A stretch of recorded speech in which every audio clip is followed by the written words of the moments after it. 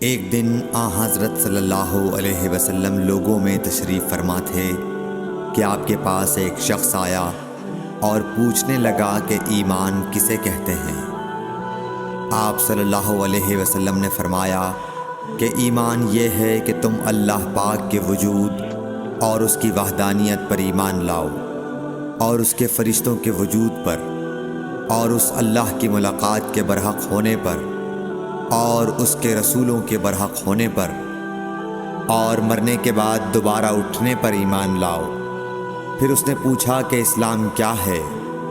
آپ صلی اللہ علیہ وسلم نے پھر جواب دیا کہ اسلام یہ ہے کہ تم خالص اللہ کی عبادت کرو اور اس کے ساتھ کسی کو شریک نہ بناؤ، اور نماز قائم کرو، اور زکوٰۃ فرض ادا کرو، اور رمضان کے روزے رکھو۔ پھر اس نے احسان کے متعلق پوچھا۔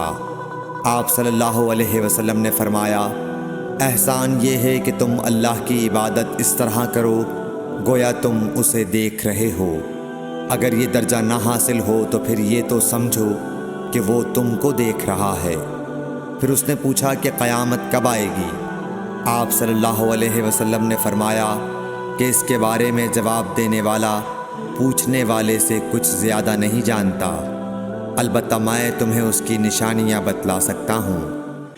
وہ یہ ہیں کہ جب لونڈی اپنے آقا کو جنے گی، اور جب سیاہ اونٹوں کے چرانے والے دیہاتی لوگ ترقی کرتے کرتے مکانات کی تعمیر میں ایک دوسرے سے بازی لے جانے کی کوشش کریں گے، یاد رکھو قیامت کا علم ان 5 چیزوں میں ہے جن کو اللہ کے سوا کوئی نہیں جانتا۔